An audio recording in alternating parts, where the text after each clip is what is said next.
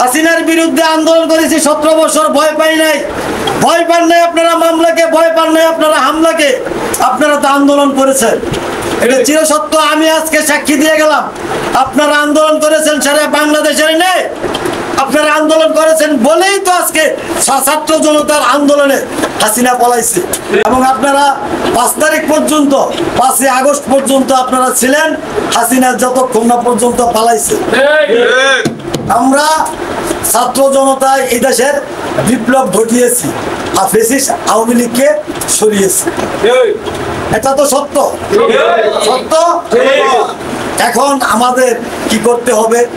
আমাদের এই দেশের বিপ্লব, বিপ্লব হয়েছে। বিপ্লব শব্দটা অনেক বড়। এই দেশের মানুষ, আমরা বন্দুকের নলের সামনে দাঁড়িয়ে দীর্ঘ 16-17 বছর আন্দোলন করেছি। কার নির্দেশে? জননেতা তারেক রহমানের নির্দেশে।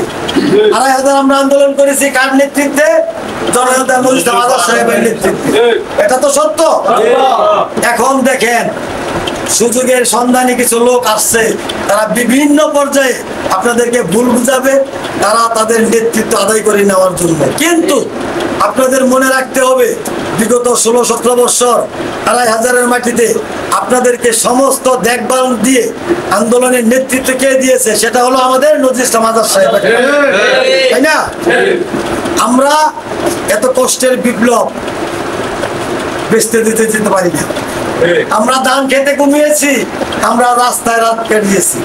আপনারা ওই সমস্ত তার আপনারা আন্দোলন সংগ্রাম করেছেন, কিন্তু আপনারা প্রত্যেকে এখানে মামলা খাওয়ার ব্যক্তি, হামলার শিকার ব্যক্তি। আমি আর নাম না হয় না হয় বললাম, আমার মনে হয় না এখানে 2-4-5 জন বাদ যাইবে যে তাদের নামে মামলা নাই, তাদের নামে আওয়ামী লীগ হামলা করেছে। কিন্তু আমার বিশেষ অনুরোধ আপনাদের কাছে, আমি যুব দলের আহ্বায়ক হিসেবে আপনাদের কাছে আহ্বান রাখতে চাই, আপনারা আপনাদের এই বিপ্লব, আপনাদের এই বিপ্লব আপনারা ধরে রাখেন। কিভাবে ধরে রাখবেন?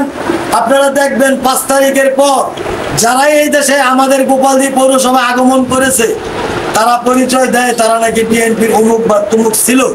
হ্যাঁ, থাকতে পারে, কিন্তু আপনারা তাদের পরিচয়টা একটু পিছনে দিয়ে যাচাই করবেন। আপনারা কেউ যেন তাদের কথায় কান না দিয়ে আপনারা ভুল পথে না আগান।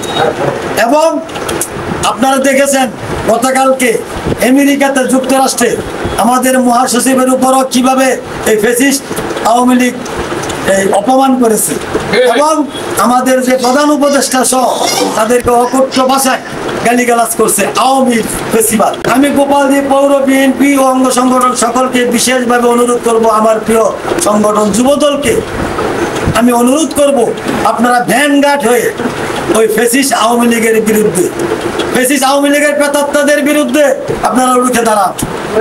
কাজী আপনাদের রুখে না দাঁড়ালে, আজকে দুলালকে হুমকি দিয়েছে, কালকে আমাকে দিবে, পরশুদিন আপনাকে দিবে, কাউকে ছাড় দিবে না।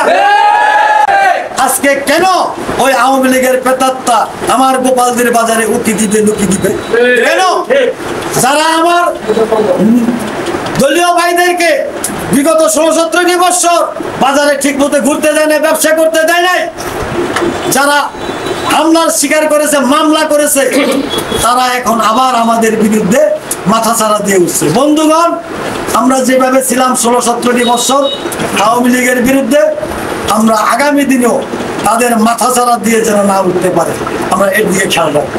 হ্যাঁ, তারা তাদের চলা চলবে, তারা তাদের ব্যবসা বাণিজ্য করবে, কিন্তু যখনই তারা আমাদের বিরুদ্ধে ষড়যন্ত্র করবে, সাথে সাথে আমরা সকলে ঐক্যবদ্ধ হয়ে আমরা ওই ষড়যন্ত্র মোকাবেলা করি। আজকে আপনাদেরকে এই আহ্বান রেখে আমি আমার সংক্ষিপ্ত আলোচনা এখানে শেষ।